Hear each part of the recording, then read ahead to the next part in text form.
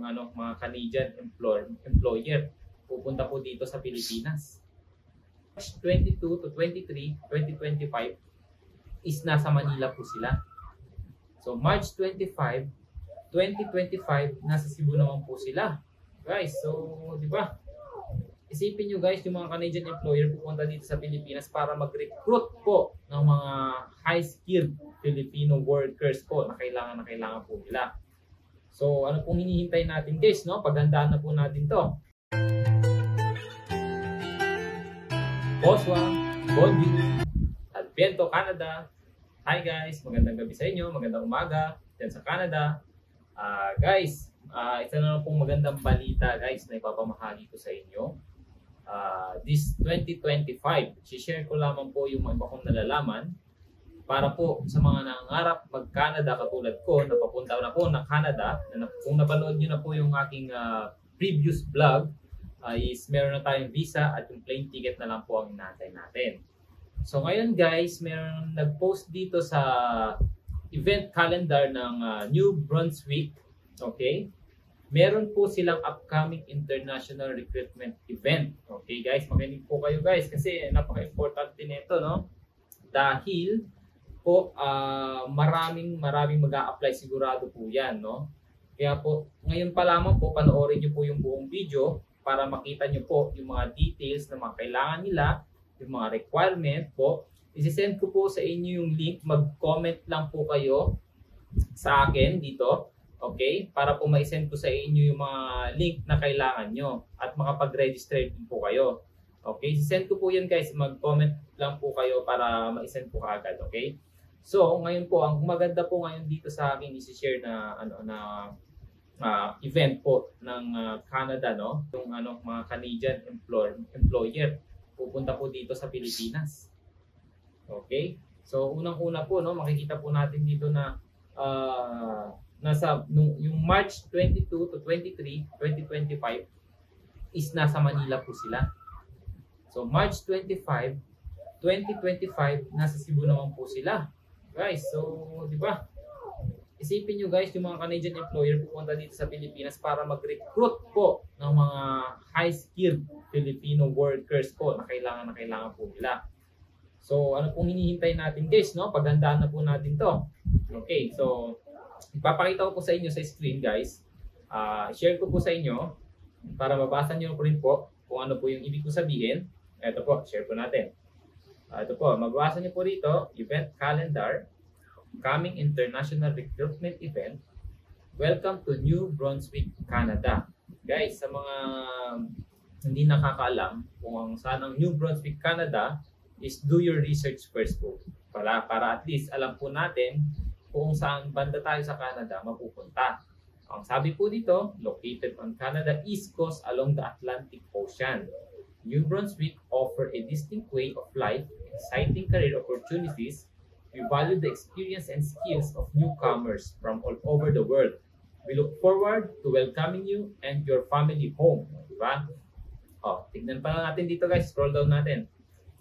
On February 2025, Healthcare and Education Mission, February 9 to 10, 2025 is nasa Dubai, UAE sila. Healthcare and Education Mission in Dubai. So from February 12 to 13, 2025, nandun din po sila sa Dubai. Okay? Then Doha, Qatar. Ayan po, mabasa po natin. And then, ito po maganda. March 2025, Long-Term Care Mission, Philippines. Okay? So March 22 to 23, 2025 nasa Manila sila at yung March 25, 2025 nasa Cebu sila. Diba? So napakagandang opportunity sa atin ito. So ngayon guys, pag i-click natin ito, yan, pakita ko sa inyo. Ayan. So ito guys, ito yung sinasabi ko sa inyo, no? Ito yung registration na kailangan natin ma-fill up para sa ganun guys is makita nila na nakapag-register tayo at ready tayo dun sa kinakailangan nila. Yeah? So ito, basahin natin ha. One of the founding province of the Dominion of Canada, New Brunswick is one of the 3 maritime provinces. New Brunswick borders the state of Maine to the west and Quebec to the Northwest. It welcomes immigrants from every corner of the globe. Today, the province boasts a diverse and increasingly multicultural population. New Brunswick is recruiting skilled workers to meet its labor market demands. We're looking for candidates who demonstrate a high level of talent with skills, training, and experience is one of the New Brunswick in-demand sector. So, makita natin guys, no? Demand sila dun sa mga with skills and experience na kinakailangan nila. So, basahin pa natin. So, ito guys, basahin natin itong importante dito, no? Ito. Staff House International Resources is the only authorized license in the Philippines recruitment agency partner with the government of New Brunswick for nursing recruitment in the Philippines. So, ibig sabihin guys, staff house lang mang na agency dyan sa Pilipinas yung authorized nila. Okay? Na license, Philippines Recruitment Agency. Walang iba po kayong ibang pupuntahan kundi itong staff house lamang po. Okay? So, thank you for your interest in New Brunswick. Please note that this is an in-person event. Only selected candidates will be invited to the information session. Okay, so pag i-scroll down natin guys, ito, yan yung first name nyo, last name nyo, email, confirm email, then ito, select desired date to attend in the person event, kung kailan, kung saan ba kayo attend, kung sa Cebu, sa Manila, at anong araw, anong day. So, ibabalan natin ito, NOC codes. Ito yung National Occupation Code nila, yung classification. Canada use the National Occupation Classification to classify profession, and each occupation is given a specific NOC code. Please visit the NOC website to research your specific NOC code. New update NOC codes. See federal site for new NOC codes. Correspondent table National Occupation Classification. So, ito, yung mga NOC niya. Click nyo lang yan para makita nyo kung saan classification kayo. So, employers in New Brunswick are recruiting for positions with the following NOC. Yan guys ha. At ayan, 31301, registered nurse and registered psychiatric nurse ang kailangan. So, 32101, licensed practical nurse. 33102, nurse aide, orderlies and patient service associate. 44101, home support workers, caregiver, and related occupations. So, then, scroll down nyo lang.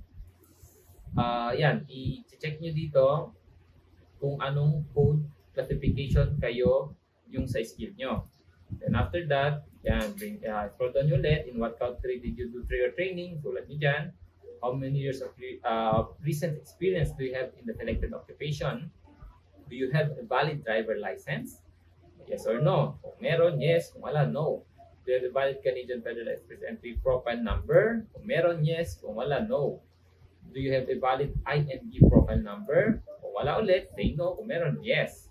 Then, check nyo po itong mga privacy, policy. Kung naintindihan nyo po lahat ng mga ibig sabihin dito. Sabi nga po dito, before clicking save and next, please verify all information. You will not be able to return or edit the submitted details. So, once na magkamali kayo at na-submit nyo or na-save nyo na, hindi nyo na po pwedeng edit pa. Kaya dapat bago nyo po i-save or i-next yan, siguraduhin po natin na tama lahat ng pinilaban natin. And then I agree.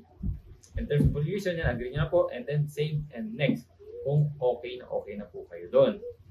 So guys, ito po yung good news natin, no? So ayun po, ito pong isa ko pong isasuggest, no? Kung sakaling wala po dito yung mga skill o profession nyo na hinahanap nila, no, wag po kayo mawalan ng pag-asa dahil ipapakita ko po sa inyo dito po sa aking mobile. Ito po.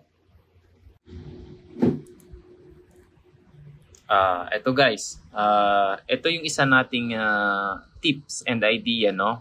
Kung hindi man tayo pala rin dito sa upcoming event ng international recruitment dito sa New Brunswick sa Canada, at least may second option tayo na pag-a-apply, no? Hindi lang tayo nagpo-focus dito, kaya huwag kayong mawala ng pag-asa. Eto, bibigyan ko kayo ng another source na pwede nating pag-applyan nang sa ganun naman hindi tayo mawala ng pag-asa porket hindi tayo nakuha at wala yung job offer or wala yung mga job description na hinahanap nila sa atin.